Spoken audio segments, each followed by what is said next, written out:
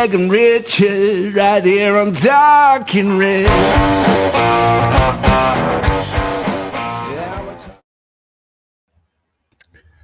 The world of football is, in the modern era, not only revolving around what happens on the pitch, but also very much what happens in the boardroom. The rules around the amount clubs can spend and lose these days is such a minefield that if you're not careful, you could end up with a points deduction.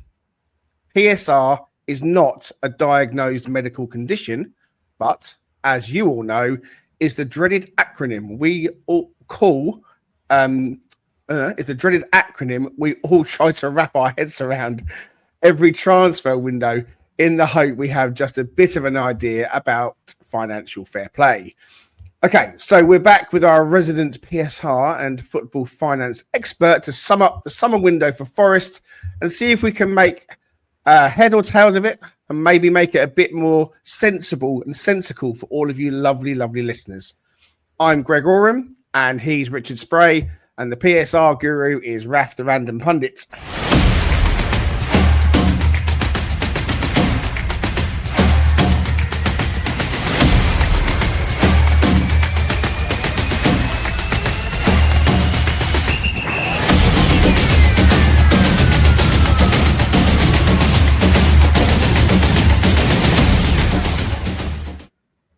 Until it's the end of the day, I'm tripping over my words. I'm writing intros that make sense. And then when you read it out, it's like, okay, that doesn't make sense. I'm going to have to try and ad-lib it.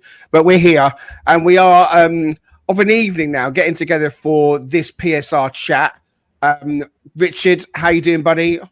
You okay? Yeah. I'm doing all right. Well caffeinated, ready to absorb some football-related finance and accounting, and we've got the guy to do it, of course, as always. It's just you just alluded to, and looking forward to it. Excellent. Time of recording, just so everyone can bookmark this. We are on the Wednesday evening, so Ange has done his first interview, which is available on the Forest website. I was able to catch that on my phone. I've been out with my son's football this evening, so trying to kind of keep up with things. So that's kind of where we're at, and we wanted to bring you another PSR chat. We'd had one with Raf a few weeks ago when the window was up and running and we were kind of looking at what we might spend, and it was all very much up in the air, wasn't it? But the window slammed shut. We've got the players in place. The money's been spent. The money's been lost and all the rest of it. So we want to try and sum it up for you as best we can, or rather Raf's going to do that. And we're going to just sort of sit back and take it all in. So this is one for you anoraks out there, because there are people that just lap this kind of stuff up and cannot wait for this. PSR is a minefield, and Raf is here to help us navigate our way through it. Rafik, over to you. Thank you so much, chaps. Great. So, this is kind of what we think is going to be the final episode in this to kind of wrap up the window. I have been asked some questions about squad cost ratio. We're not going to cover that in this episode, but we might do that in the future. I just need to crunch some numbers and actually use my system that I've got, not this spreadsheet. This is specifically for the transfer window.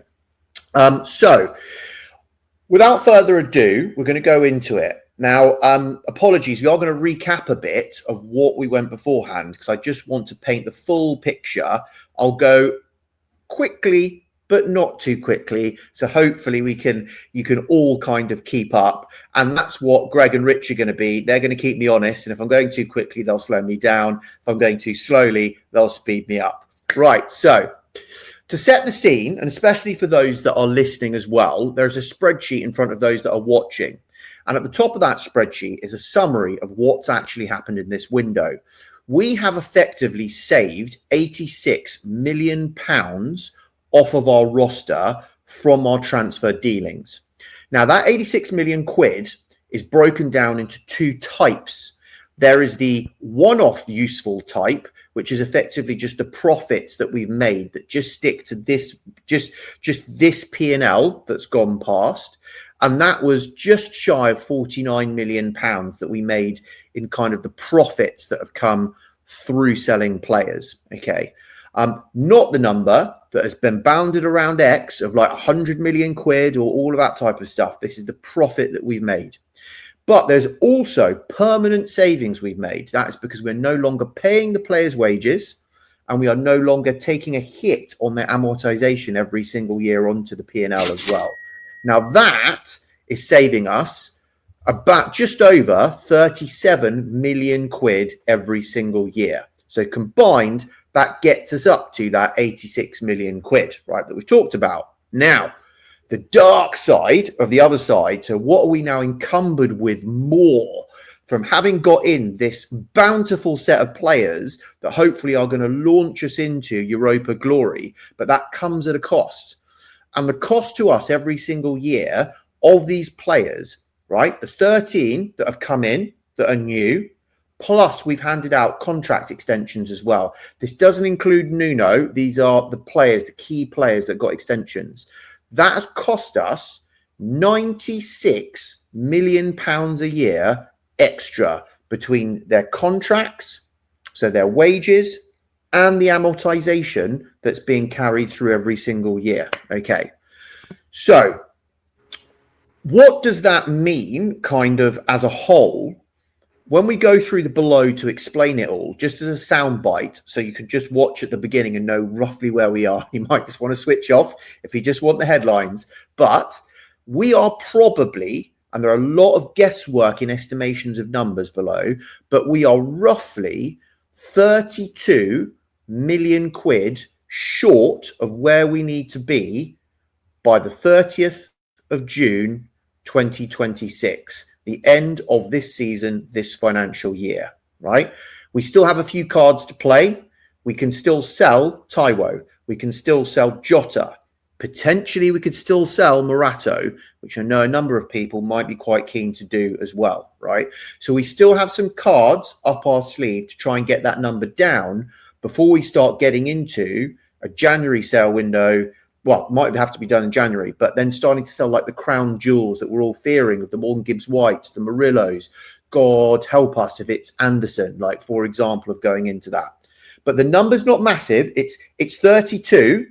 So it's not small, but it's not massive to get us over the line this year. At the end, I'll double back, but we have got a larger problem that looms going forward, not just this window, because we've sold lots. But we are running our finances now at roughly a loss for the club of about 135 million quid every single year. Now, we still got Europe to come this year to massively lift that up. Maybe Danscape's pretty good at this stuff, and I think their numbers like 80 million quid. Spurs made 120 million quid. We don't have the commercial clout of them, so 80 million quid might be about right if we win Europa with all of the commercial stuff, the extra gates, all that good stuff. So we can rein it massively in for this year and get massively into the positive, which helps out next year as well. But those are a lot of ifs, buts, and maybes, and what we're dealing with here is what we actually know or guessing to the nearest numbers below. Chaps, how does that sound as like a summary of really what the position is at a high level? That's perfect. Yeah, great. So what the soundbite I picked up is that there's going to be a black hole that's not massive, but it's not small. We're looking about, I think you said 37 million or thereabouts. 32, probably about 32. 32. Yeah. So I'm now 30 and change. So we're at the end of play on 30th of June 2026. If we haven't resolved that 32 million, then we are going to be in PSR deficit and we are going to not be compliant, basically. So that's basically what we got to try and fix. Yep, and that can be done through Europa not screwing up in the league and losing money compared to last year of a 7th place finish, potentially selling some other players like I've mentioned. Yep. Okay, perfect. Cool. So what we're going to do is now quickly go through what the assumptions are in terms of who's gone and what did they go for. And actually, you can, and I'll call out what the profit was, what we sold them for and what the profit was, to dispel the fact that if we sell someone for 50, we don't get 50 for our PSR. The numbers are very different, right? So this is actually the profit change. So Hennessy left the club. He left for free, but that gave us about £500,000 in saving. So when I'm saying in saving, if someone sold for nothing, that's because, again, remember, the wages are no longer on our books. Any amortization is no longer on our books, okay? So it might be a blend if there's profit. If the profit number is different from the sale price, well, there's the profit's got some sale in there if we made a sale and a profit with the wages and the amortization. Right. So for Turner, for example, we think we got about 6.9 million quid for him, and that represents about 7 million quid profit that comes out of that, which, to be fair, is awesome business. Miguel sold for about 5 million quid. We made probably a little bit under 4 million quid then in profit on him coming in. Moreno left, went back to Villa. That actually saves us wages of about 1.8 million quid every single year. And then Toffolo left, about 2.3 million quid every single year. Panzo left. That actually saves us about, it's over 500,000 quid from Panzo going, right? So then we get down to Omobamidele. He left just a little bit over 9 million quid. And that actually gave us a profit of probably about £4.5 million that's in there. Richard has gone out on loan. Binden's gone out on loan. Moriera's gone out on loan. That doesn't make a massive difference to us because last year, well, Moriera wasn't, but the other two were either, so they've effectively gone out on loan, and their wages are being covered on loan last year as well. So we don't really get very much of a change. Carmo's a bit of a change that's in there. So we might actually, getting Moriera out on loan and getting Carmo out on loan might save us a bit. Actually, Carmo was out on loan as well. Sorry, ignore me for that. Moriera is the only change, about 500,000 quid. It's not really going to make very much of a difference in there anyway. Morato, as you can see here, is an unknown. Like, we don't know if we're going to sell him. But just to illustrate a point, if we sell Morato for something like, what do we say, 12 million quid, maybe? Sell him for 12 million quid. That would give us about 7.5 million quid of profit. So chisel away at that 32, and that 32 comes down to about 24.5. Okay. So Morato going does actually take a dent out of that number potentially that we need to make. O'Brien wasn't 5 in the end. We think it was about 3 because to pay him larger wages. That actually saves up, that gives us a saving of about, or profit of about 3.75 million quid. Danilo went. Now, the actual sale price of, I've taken off a 10% sell-on fee that I think was there, which brings that down to just under about 19 million quid. But that is a top draw 14.5 million quid that we still make on Danilo going to Botafogo. Okay, Stamanic. There's a lot of debate. Ended up being about 2 million quid, we think, when he went, and we actually made a loss. Fractional, maybe about 300k loss or so on that if it was 2 million quid. I suspect we cut the deal so it was actually break even pretty much, and it was around there, but no real gain or loss that was on that. Dennis and Bowler, we don't really know if we paid them any money for the mutual severing of their contracts, but in here I've made the assumption, the fact that we didn't pay them anything, and actually they were good eggs about this and just left because they wanted to go off and actually get their football kicking on again. So that is in there at nothing, which gives us a bit of a saving of like 0.6 million for Dennis, 250,000 for Bowler. That might not be there if we paid them off. We probably pay them that amount of money, but we're talking less than 1 million quid in the margin that's there. Taiwo, not sold yet. If we sold Taiwo, imagine we've got about 15 million, right? He goes out on loan, gets some fitness in January, sell him for 15 million quid. That makes us about 13.5 million quid because he's actually got a lot. His wages and amortization on our books are 6.33 million quid every single year that Taiwo costs us, right, on the books. So getting him off the books, we don't make a huge amount of profit on the 15. It's about half profit, but we save all of that, which will actually then get us probably about 13.5, which again takes a huge chunk down, right? So he goes. So Taylor went. Dale Taylor went. He went, I think, for 500,000 quid. That's basically profit plus. So about 500,000 quid. It's about 0.6 million quid that we made on that. Jota going as well. So if Jota went and we sold Jota for, well, it sounds like it was going to be a little bit up front. But if he now goes over to Saudi, I reckon we can get about 15 million quid for him. That turns into 13 million quid from saving on everything plus the profit. Just to confirm, sorry, Raf, you may be getting to this, but if you sold Murado, right? Yeah. You sold Taiwo and you sold Jota. So sell 15 for Murato. Yeah. If we sell, sorry, it's 12, didn't I? I said 12 for yeah. Murato. And if we sold 15 for Taiwo, getting back up to fitness, and Jota go out on loan, smashing some goals, and he goes for 15.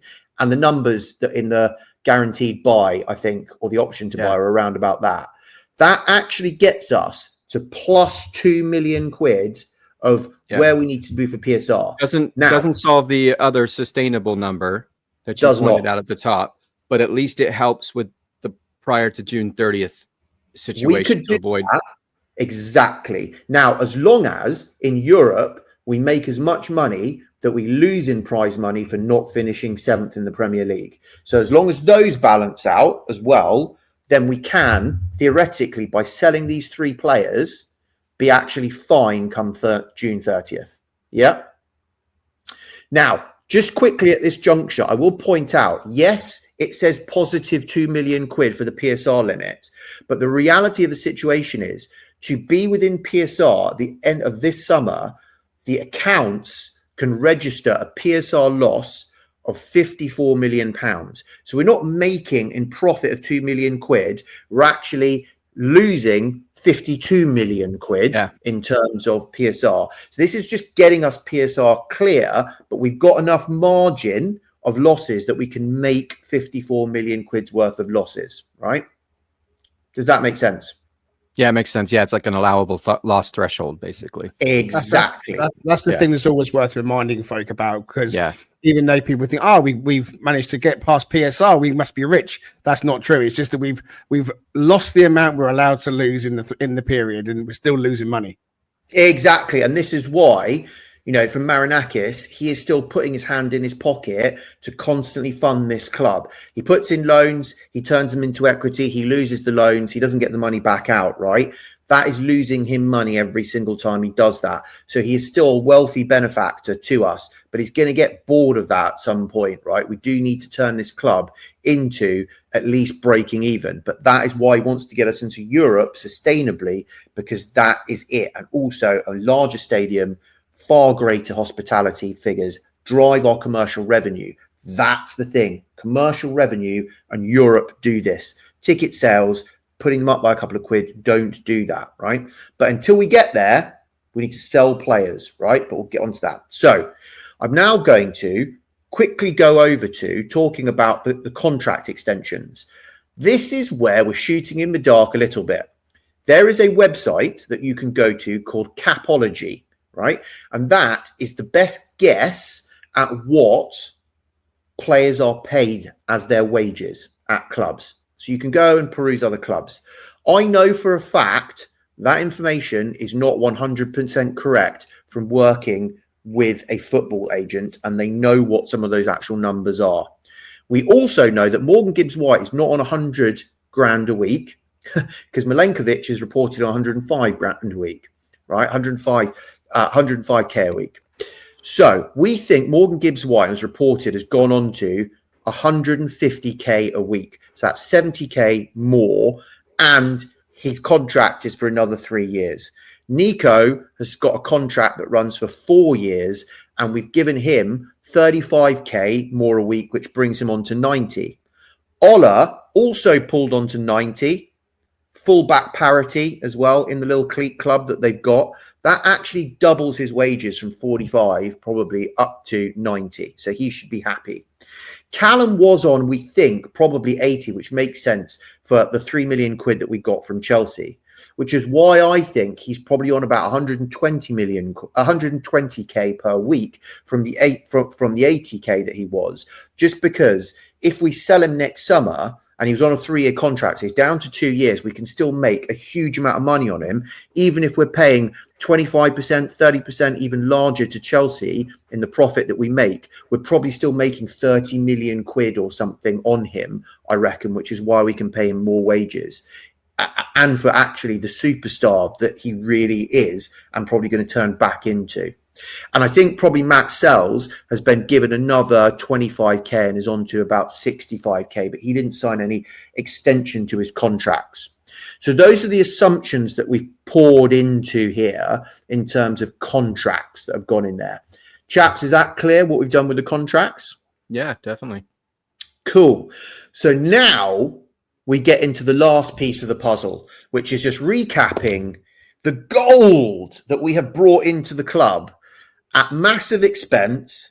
Marinakis has really shelled out, but just going over the assumptions that we've made that gives you these numbers at the top. Because, again, not all of these numbers have been very well publicized, and we're having to guess. And the wages are a total guess that I'm going to be calling out here. Okay. The only one that we really know that was well publicized was Dan Doy, that's on about 80k a week. The rest are total guesses. Okay. So Callum Wendo came in. We think we are paying 26 million quid for him. He's on a 5-year contract, and we think his weekly wage is 65k a week. Okay. That, by the way, is an annual cost, comes in at we are spending on him between the amortization and his wages, 8.5 million quid a year. Okay. Jesus, this has got a lot of flexibility. I'm taking Percy's number for this, is 10 million quid. He's on a 4-year contract. Reckon he's on 50k a week. That cost us a little bit more than 5 million quid every single year. Backward. I have assumed that there is a tiny bit of add-ons in the number, and we're probably paying 26 million quid up front, but not a large amount because we had to get that deal over the line with lots of other interest last minute. 5-year contract, probably 70k a week, and that gets us to a little under 9 million quid every single year cost of him having us on the books. McAtee, quite well publicized, 22 up front. 5-year contract, probably 65. And that's actually a large pay rise for him. 65k a week. That's about 7.75 million quid every single year for him. Hutch, no clue, but I think this is the one that we paid full beans all up front for. I might be wrong, but that would be the 37.5 million quid. 5-year contract, probably the same as McAtee, about 65k a week. That costs us just shy of 11 million quid every single year that is going through our P&L. Dan Doy, that's 35 million, well, just under 35, 34 and a half. I think quite a lot of that. I think that was pretty much all up front as well. 5-year contract, 80k a week, 11 million quid a year. Now, here we get into a bit of the guesses. Douglas Luiz, I think we're paying 5 million quid for his loan, which is then going to be effectively, that's taken off the option then to buy him in the future. This is well, it's just a loan. The guess that we put in here for is about 135k a week, which is not, I think it's not his full, but it's quite a lot of his Juve wages. And we think it's probably about that. Now, this is where this is crazy. That, because it's 5 million quid and that's taken as a hit all in 1 year because it's a loan and 135k a week, that he's costing us 12 million pounds this year in that loan, potentially, if that weekly wage is correct. Now, Zinchenko, I don't think has a loan fee, but he's on reportedly 150k a week plus 50k bonus every single week. So potentially 200k. I don't think we're paying that. And I think it would really mess up the harmony of the squad. Guessing 120k a week. So he's going to cost us about 6.25 million quid every single, well, for this year that we've got him basically. Now, Savona's come in, about 11.25 million he came in, 5-year contract. 45k a week, we've guessed. He's got a sell-on clause, but that's not relevant to here. It's going to be about 4.5 million quid that he cost us every single year, if that's the case. Curbano, 5 million quid in. Now, weekly wage is 40 that we've guessed. Now, we may not be paying the full 3.25 million quid because Botafogo might be paying some of those wages, but probably not a lot, because I don't think he was on that much beforehand there. So I do think we're still taking a hit of some of that 3 million quid that is in there. We might get a bit of his amortization paid by Textor, possibly, or actually Marinakis when he buys Botafogo, which is rumoured to happen at some point soon. Then we get on to Jer. He came on for a little more than 10 million quid. That is a 5-year contract. Sorry, Cubano was on a 4-year contract. Jer's on a 5-year contract. Don't think that Jer's on actually that much. He's a kid. He hasn't played that much. About 30, which was what I think Murillo was brought in on originally before he got his bump in salary. And that's just over 3.5 million quid a year. Victor, he's on about 7 million quid purchase, 5-year contract. 45k probably, because he did so well at the Club World Cup and is seen as an actual challenger to Sells. He's about 3.75 million. And then Gunn, he's free in. He's been given a 1-year contract. I really don't think it's very much. He was a free signing. He's probably about 35k a week, and that's going to be a little bit less than 2 million quid as a hit for us this year. Now, there's a lot of numbers in there, but luckily this is recorded. You can go back to those that are watching. You can see the numbers in front of you. Certainly, I would love to hear from all of you that are either listening or watching. Leave in the comments if you don't think any of these numbers are right, if you would modify any of this, and we can listen to all of you, take consensus, and then change the spreadsheet around a bit with what everyone actually thinks. But that is basically the model, which then gets us back up to where we then are with the sales. So that putting Morato, putting Taiwo, and putting Jota sold at some point this year. And by the way, the other issue we've got is 2 million quid. Yes, we are inside. But if they go in January, we have actually paid half of the amount of amortization and annual wage, which will actually put us underneath, because if I very quickly do that on the back of a fag packet, if they go in January, we will still be paying about 6.5 million quid between wages and amortization. So that 2 million quid is actually still a little bit of a deficit if they go in January and they don't go in this window to Saudi or somewhere else, and we don't sell them to Saudi, Greece, Turkey, wherever is still open right now. So actually, when we sell them, makes a difference if we wait till Jan or wait till further into June. Because if we sell them in June, we've taken a full hit next June, a full annual wage and a full amortization on them. Right, chaps, before I just go to the final point, how was that in terms of clarity of where we are? Yeah, I think that works. Yeah, I think the big question will be and maybe you're getting to this point, but it's like, how do you get to a point where you're not hitting a significant loss on an annualized basis? But that's just going to be, it's going to take time, obviously, with more European trips, I'm assuming. But, clearly, like you said, the 80 million, if you get 80 million and you win Europa, that's going to make a big dent into that number, right? Yeah, because if you're running at minus Morgan 122, yeah, Rich, if you're running at minus 122, which is what we've got from selling these players, those 3 players, if you're winning Europa and you're kind of around 7th in the league, which is what we got every single year, so you're getting back into Europa and then winning it, getting to the final or something like that, and then you're kind of in that margin, you're bringing that number down to about minus 140, right? Probably around about that.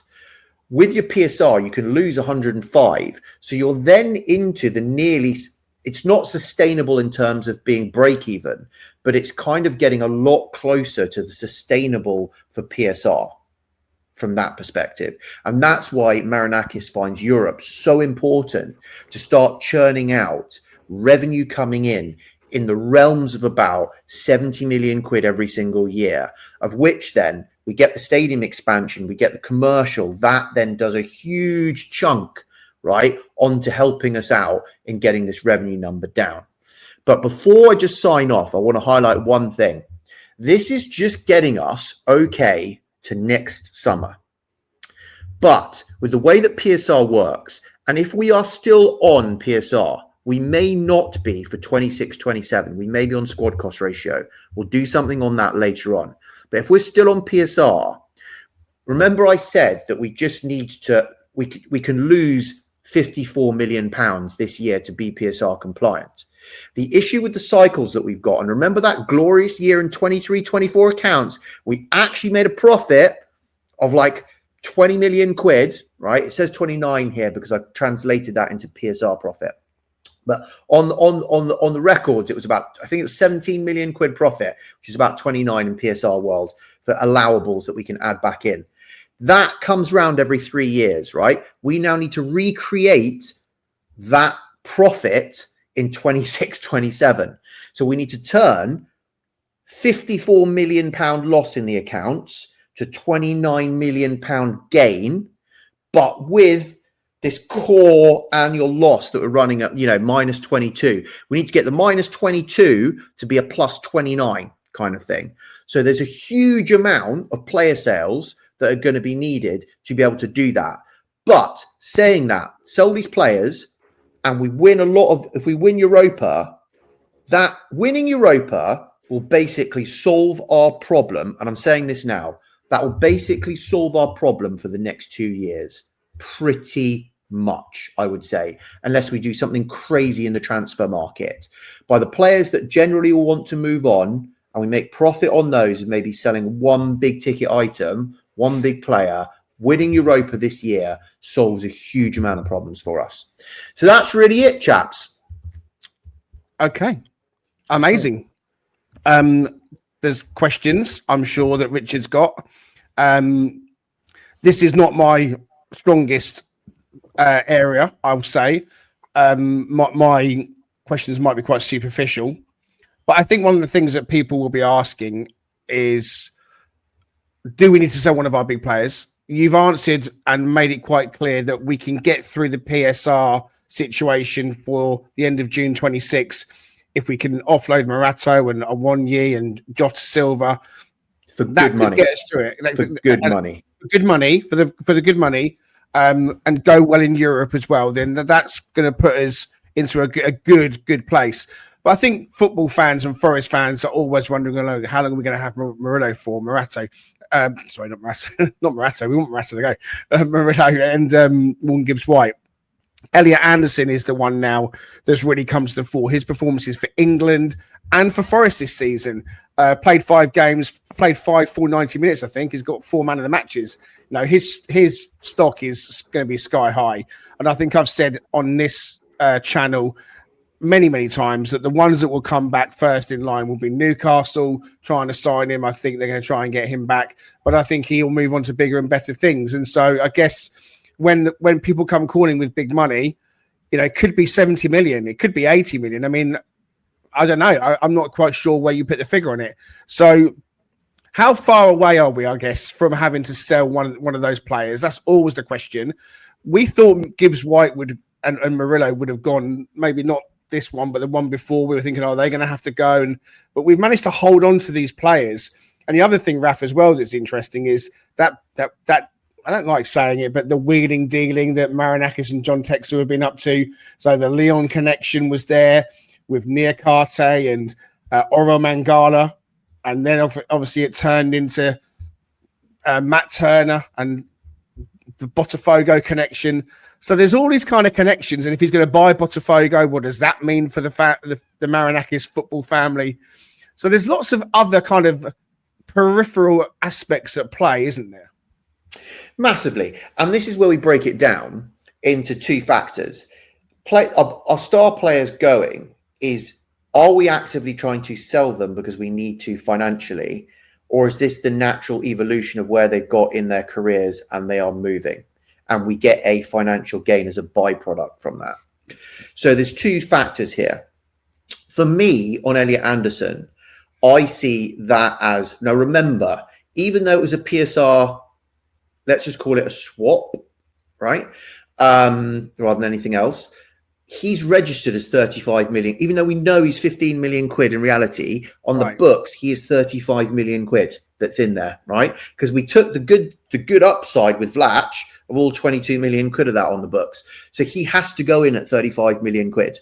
So when he's going to be sold, he'll be sold for a lot. But what I would say is that potentially Gibbs White is more likely to go. One, for a fact that we don't need a huge amount of money if we do really well in Europe, for example. But I don't see him getting into the England team, and I actually think we want to sell him while his stock is as high as we can. Anderson, why would he want to move if he's the linchpin? He's absolutely loving it. He's conducting a midfield. He's guaranteed. He's starting for England. Tuchel loves him. He's getting man of the matches. He's guaranteed to be played in the position that amplifies what Tuchel wants him to do for England. I don't really see him moving. Murillo, it just might be the case that he moves.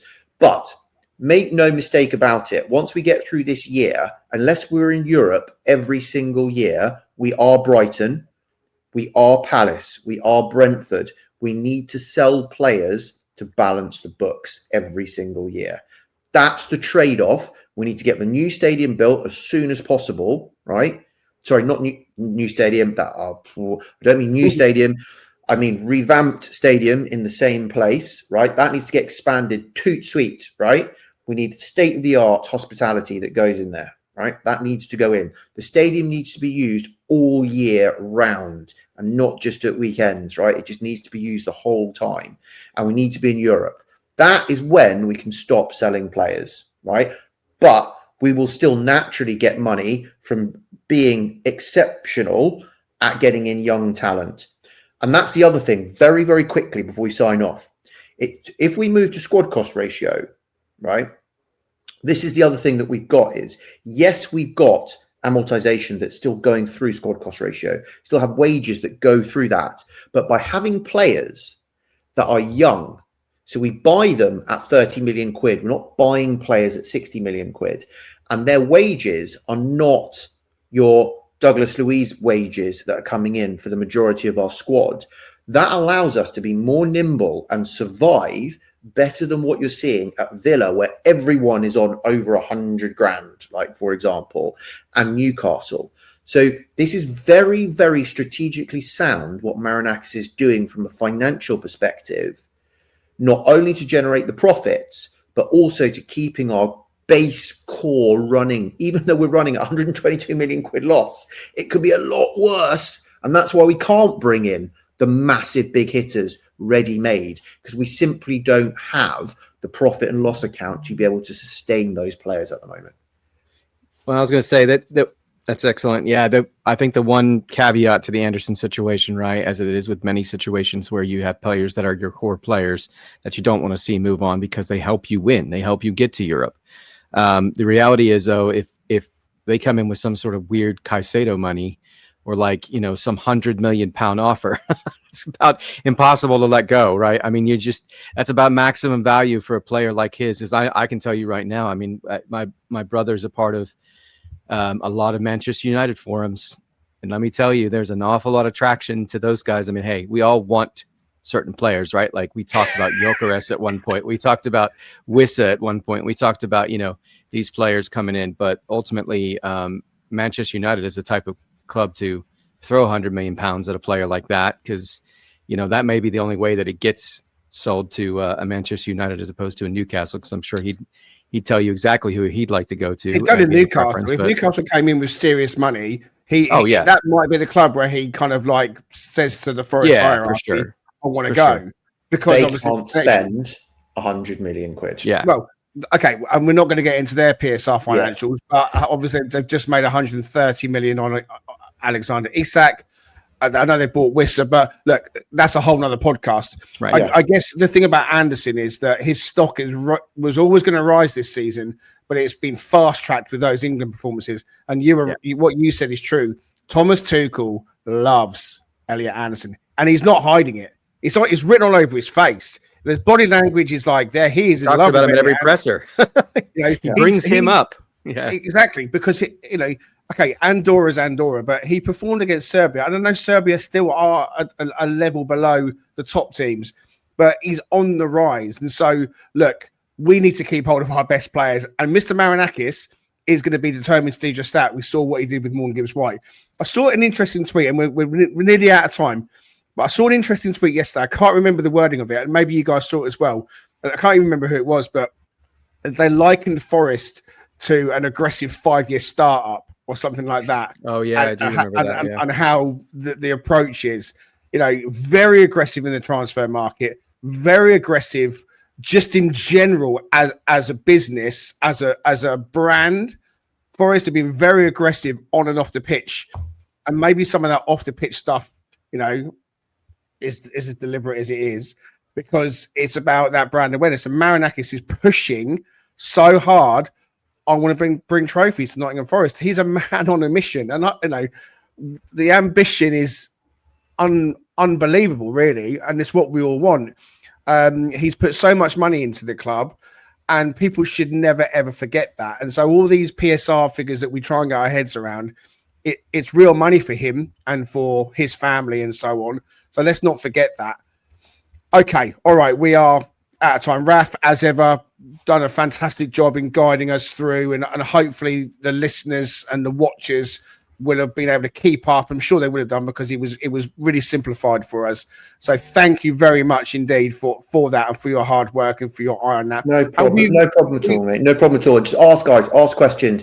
Look, I deal with this as a job on a day-to-day basis, so it's second nature to me. I really appreciate it's not to just about everyone else. So if you've got any questions, please just get in touch, and I promise I will get to them and answer them.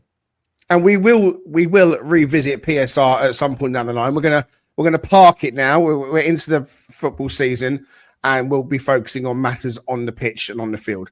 Okay, Richard Spray, you're going to get back to things over in Oklahoma now. Different time zone. I always kind of forget you. Different part of the day for you, and so on. So we'll wrap it up there. Thank you very much to everyone for watching the PSR. Ange Postecoglou in at Forest. Let's hope the good times are here to stay.